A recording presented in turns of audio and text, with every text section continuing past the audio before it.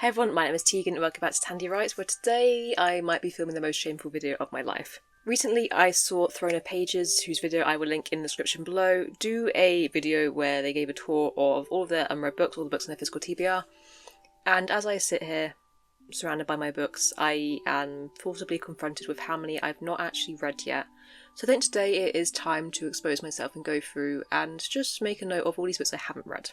I think sometime in the past few years I have made a video going through every book on my physical TBR, so we'll see how many of them I still haven't read. I also use this app called TBR Bookshelf where I do scan and keep track of all of my physical TBR, but I think the number got so embarrassing high at one point that I just stopped tracking, because out of, I think there's around 300 books I own, and there is a large number that I've not unread. And this comes from the fact that I use my wish list as basically a library. People ask what I want for my birthday, and I say, hey, here's the thing, everything I'm interested in reading. And then they buy it, and then maybe I'll get around to reading it someday.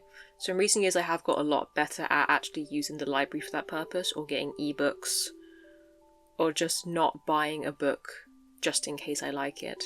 So I end up with a situation where I buy a book, I read it, I don't like it, and now I just have a lot of books. So I've been trying to focus on buying physical copies of books I have read and loved, but alas I have a multi-year backlog here of things to work through. So let's begin. I think I'll go shelf by shelf, and also I know on the tops of these bookshelves there's a large number I've not read, but we'll start with, the ones that have probably been here for a while. So the first ones on here that I've not read are The Lives of Saints and The Language of Thorns by Leigh Bardugo, which are these short story myth collections set in the Grishaverse universe. They're illustrated, they're beautiful. They're the kind of books I have to be in the right mood to read. There's the Percy Jackson and the Greek Gods and the Greek Heroes ones. One of them I read in one sitting and I was just bored out of my mind. They're the kind of books I have to read one chapter, then come back to it and read another, and then read another. They're not binge reading for me. So I think that's why I've been putting them off, because I can't admit to myself that taking multiple days to finish a book is allowed for me specifically. Then up here, also by Leigh Bardugo, I have The Ninth House, which is a book that I know I'll love, which is why I bought it. I just haven't got round to reading it. But as a book that I'm going to be working on soon that I think has a similar vibe to what I remember, so I will be reading that as research and, actually reading it, getting it off the physical TBR. The shelf below, where I have Erin A. Craig, there is House of Roots and Ruins, which is the sequel to House of Salt and Sorrow, which I haven't read, but know I'll love and might be relevant to the book I'm going to be writing soon, so we'll be reading soon. And also The 13th Child is there, and I bought it because I've loved the two Erin A. Craig books I have read, which is House of Salt and Sorrow and Small Favours. So it's there because I know I'll love it. I wish it was a hardcover edition to match with the rest, but my Small Favours is a paperback, which I might replace one day. I will love it, and it's there. Because I think last time I did a spring cleaning book unhaul, there are a bunch of books that were on my TBR that I did end up getting rid of, because I came to a point where it's I've had these books for years, I accept that I'm never going to read it. We'll see if any of those come up today. Next up we have Gulgula's Queen by B. Fitzgerald, which a book I know I'll love, and somewhere over there I have The Crown Ends All, which is also by this author, which I know I'll love. And I need to stop buying entire bodies of work before I've read one work from the author, which is something that we'll come back to with Samantha Challenge soon, I imagine. Because it's a book that I know I love the concept, but it's the writing that might not work for me. So it's not ideal that I'm buying every single book this person's wrote and I might not love it as much as I want to. We have the third book in the Luminary series, which is called The Whispering Moon. Well, that's not ideal. I got it because it's gorgeous and I wanted a matching set with the Watson special editions, which have the sprayed edges of the moon and forest. Because I enjoyed the Luminaries. I really did not enjoy the second one, which is called The Hunting Moon. So I have low hopes and mixed feelings about the third one, but these I bought for the sake of having a matching series, and then if I did want to resell it or donate it, someone could have a matching beautiful series. Oh, there's a lot on here. We have Inkheart by Cornelia Funk, which I bought because I think I went to my local indie bookstore at my university for the first time, and I thought, oh my god, I need to buy something, and this looks interesting to me. Then me and Han watched the film vaguely around that time and it was awful. So I'm interested to see how this goes because I hear it's a great book. Then we have Neil Gaiman Neverwhere, which is a book I'll read because I already own, and I owned before the allegations came out. We have The Midnight Library by, is it Matt Haig? Which is a book that I hear that you'll either love or hate. And I got it years ago, probably when it came out, because of the hype, and I've just not got around to reading it. And it's one where I can't tell if I am going to read it. I might pick up someday and just read the first few chapters and see if it's worth keeping hold of for me. Because it's been here for that long now, and I don't know if I'll actually read it. And also in this shelf we have The Lie Tree and A Face Like Glass by Frances Harden. And I will read them someday. I will love them because I've read Cuckoo Song, I've read Deep Light, I've read Unraveller, and Deep Light and Unraveller are like some of my favourite books of all time. So again, it's a case of, I know I'll love them. The Lie Tree, my aunt got for me. Absolutely no. I got it for myself, or a different relative got it for me, in 2015, so when I was 14. And then, for my birthday a few weeks later, a different relative got it for me, who is an aunt who understands my book taste so deeply. She got it because she knew I love it, and I was like, yes, I think I will love it. I already own it. So I got rid of one of those, or... No, I didn't. I went back to W.H. Smith's because they had a lot more books at the time. It's before they got taken over by the post office. And then I swapped one of my Lie Tree copies for A Face Like Glass. And I'm pretty sure I did start reading A Face Like Glass when I got it, so 10 years ago. I just don't know why I didn't finish it. So down here we have Sunbringer by Hannah Kana, which I'll get round to reading. So I read God Killer in August, loved it, waited for Sunbringer to come out in paperback, and then I wish I had like the Waterstones one, so I ordered this because it was cheap online, I believe, from Waterstones, and I went into Waterstones a week later after it's arrived and found that the sprayed edited ones was on the half price offer. I'm upset. And then I'll wait for the third book to come out in paperback, and they're gorgeous together. They're really beautiful. The missing gap down here is A Curse for True Love, because I'm currently reading it just for the sake of closing the chapter of my life on that author's works and moving on. Then we have Foul Heart's Huntsman, which is the kind of like sequel, the second book in the Foul Lady Fortune duology. We'll read that someday, probably. This is a book that I would have got as like a half price deal at Waterstones. And then I don't own the first. I have a really mismatched series here. I had These Violent Lights in paperback. I have Our Violent Ends in hardcover, which I got in the Waterstones. This was in the Boxing Day half price sale. A Violent Call. Then I don't own Foul Lady Fortune because I read an arc of it by ebook, so I just don't own it.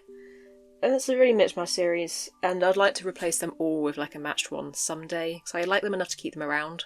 And then I have Immortal Longings and Vilest Things, both in hardcover. Not read either of them yet. I imagine I will like them. And also Cold Wire's coming out soon, I think I really like that as well, but I've not like pre-ordered it or anything. I'm going to wait for that to be a library book because I know this is getting out of hand. Oh, we have a lot down here. I'm going to have to turn around. So Threads That Bind, which did I get as like an Owl Crate and a Luma Crate edition? Not read that. We have Stone Blind, because I got every single Greek mythology book I could find on a half-price hardcover Waterstone style. I very rarely pay full price for a book. We have Dan Howell's You Will Get Through This Night, which I've not read. I don't know if I will read, but I bought it because he was my emotional support YouTuber as a child, so I think I need to support my man. I've not read Raybearer, I've not read Survive. I have read all my T. Kingfishers. There's a Stephen King book, it's like The Mist, short story novella. I had that down there, which I will read because it's short. I'll probably read it soon, actually. I'm not going to keep a running tally, but as I edit this video, I will make a note of how many of these books and just put a number on screen of what I've not read. So, not read Babel. Got it on sale. Have read Yellow Face. Wasn't huge on it, but I've heard it's like very different to R.F. Kuang's other works, so maybe I will like Babel more. And I am quite excited by Catabasis. I think I pre-ordered it. I've not read The Nobleman's Guide to Scandal and Shipwrecks, and I don't imagine I will at this point in my life. I think I've moved on from that. I was going to say I'm now 24, I'm too old for it, but I'm not too old for it. I just don't have that sense of joy and whimsy in my heart anymore. I've not read Ecstasia, but I think I took it on like a trip with me with the intention of reading it because I was going for like an immense horror thing. and I just didn't get around to it. I've not read A Scatter of Light. I know nothing what it's about, just that because it was on the Waterstones half-price hardcover thing, I impulse purchased it. So I don't know if I will ever actually read that. I'm going to learn what it's about first. And then on the end we have Summer Suns by Lee Mandela, which I will read and I will love. I think it's again a book that I started reading and just got sidetracked by something else. So down here I've not read any Erin Morgenstern books. Those I got as a gift. And so The Night Circus and the Starless Sea. I think I'll love The Starless Sea. The Night Circus, I have no idea. I think I started reading one of them and tone-wise it wasn't quite right for me, but I didn't really persevere enough. So maybe if I get far enough in, it will like click. But who's to say? Not read Lolita. I think I got it when I was probably like 13 or something to be like cool and edgy and like reading adult books. And I don't know if I will read it. I might get rid of it and just like library ebook it. The Mountain in the Sea, not read, but I got it after I read Our Wives Under the Sea because I wanted that kind of like nautical theme in my life, and I will read it and probably will love it. Ithaca by Claire North. Must have been... Oh, I hit my microphone. Yeah, I got it because it was half price and it was shiny in Greek. That means it's a solid might read. Not read If We Were Villains, but probably I'm going to have to soon because the book that I'm going to write might have a similar vibe to it. Song from the Deep, I've not read. This was an advance copy that I was gifted from Emma because I was probably going to write like a Mermaid piratey book, and then I didn't, and it's been a few years now, but I will read it someday. Percy Jackson and the Greek Heroes, I think I've read all of those. Now down here on this shelf at the bottom is where things get difficult. Let's turn around again. A lot of these are also recent editions. Not read, not read. Not read, but might be my next read. Not read, but I think I'll love in like a fun, quirky way. And then I have read those. Okay. Turn around again.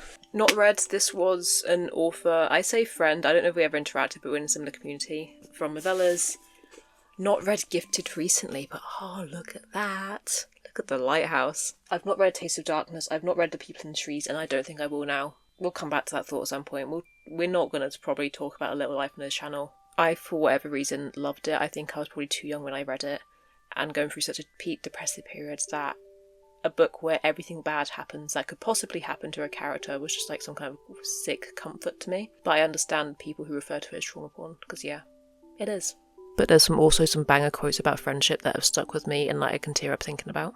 So I've not finished reading Scott W. Pleasant, and I was going to unhaul these books, but then I thought, I'm going to keep hold of them, I'm going to reread them, and just relive my childhood, and then I'll get rid of them. And I've not read the other two books in the 100 series, getting round to it because I think it's light, fun, easy reading. Not read The Winner's Curse, but probably will.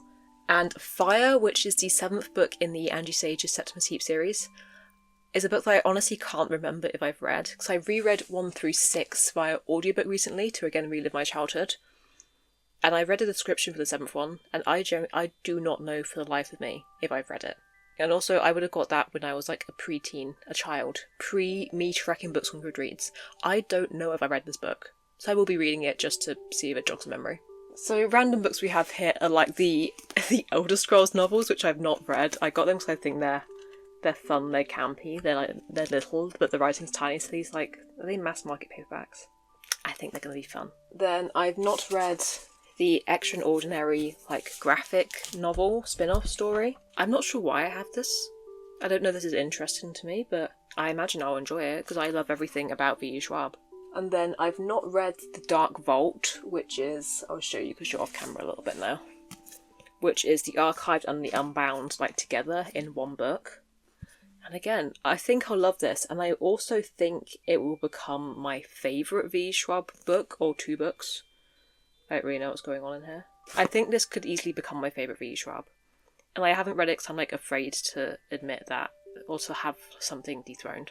And this is a nice shelf of books because I've mostly read a lot of them because they are where I have big author categories. So we have Angie Sage, where I've read most of them. We have V.E. Schwab, where I've read most of them. I've read most of my Maggie supporters. I've not read the other 2 Shiver books. I read the first one, but the other 2. But that's an easy enough fix because they're light, fun reading. I've read everything on this shelf except right at the end here.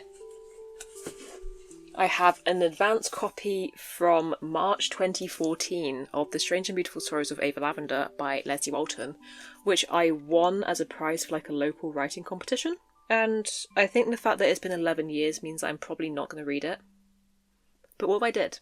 And then the only book on this bomb shelf that I haven't read, because it's all like my Alice Oseman, my Heartstopper graphic novels, the Vampire Diaries series. This is quite a small shelf. The ones that I've not read there is Secret History by Donald Hart. Which again, will I actually read? Similar to like The Night Cycles in the Starless Sea, will I actually read them, or have I just got them for the sake of them being in the background? Who's to say? And now I think I'm going to have to lift you up and show you the tops of these shelves. I'm not quite sure how to do this. Let's move my microphone up a bit. So first of all, my setup is... There's more books here. And I'll say I've not read the T. Kingfisher ones, I've not read Paladin's Grace, but most of these I've not read the Taylor Swift books, but a lot of them I have. So up here we have CD collection. Out of all the books up here, I'm going to say I've read a solid maybe 2 of them. So we have every single book, plus The Dark Mirrors in front of me. Every book Samantha Shannon's wrote, because she came to my uni town for a book signing, I believe, for... It would have been A Day, A Fallen Night, and I fell absolutely in love with her and said, here, take my money, and I bought every book she's wrote. Not at the signing, just in general. So I have the first 2 signed, and then I've just bought all the new Bone Season ones. Not read Portrait of a Thief, not read Where the Dark Stands Still. By that time of filming, it is, early April. I think that's the Illumicrate... the other one of that author's books is the Illumicrate July box. So I'll be reading that soon, just to decide if I actually want the box or not. Then we have an angle. Divine Rivals and Ruthless Vows I have read. Is that Where the Dark Stands Still? Read that. Not read The Principle of Moments, because that is the book I got because I got off the Illumicrate waitlist, and that was just the box that was out, so I had to get that. I'm not really a sci-fi girly, so I might not read that, but I'll give it a go. Voyage of the Damned, not read but will. Feybound, not read but will. They're all not read but will, let's assume. But yeah, not read any of them except this Percy Jackson one at the end. And then all these books here, next to my desk. So I've read Our Infinite Fates. I read Starling House. I got this copy after I read it. I read The Atlas 6. This is a copy that I'm thinking of getting rid of because I really enjoy it. I've read Icarus. I've read Don't Let the Forest In. I've read Deep Light. I've read Dear Wendy. I may be saying books I haven't read. So let's just say... Not read, not read, not read, not read, not read, not read, not read, not read, not read. Not read. I also don't think I will, because I got this as again part of like the half price hardcover thing. And now that I know it's Rolo fanfiction, I probably won't read it. Then not read. Not read. And then, right at the end here, not read any of these. But they're gorgeous. And then, as I was saying, for this collection down here, read most of them, not read the T. Kingfishers. But I will probably... That's the clip that I'm using to hold my straps together. But I will probably read the T. Kingfishers very soon, so I think they're going to be like a fun, light binge read. Let's put you back. Wow. I feel like balance has been restored. So that is every book on my physical TBR. I'm now off-centre. That is this many books in total. I don't even need to know the number. At the time of filming, I know I'm ashamed by it. It's absurd. And there's only a handful of books that I think I might not read out of that. So it's not even like I can do a big unhaul and get the number down. It's quite upsetting, actually. So thank you so much for watching this video. Take this as a warning to exploit your local library. Library apps are great. You can read pretty much any book you want for free. I'm not going to support piracy right now, but you do you. And yeah, thank you so much for watching this video, and I hope to see you next time. Bye.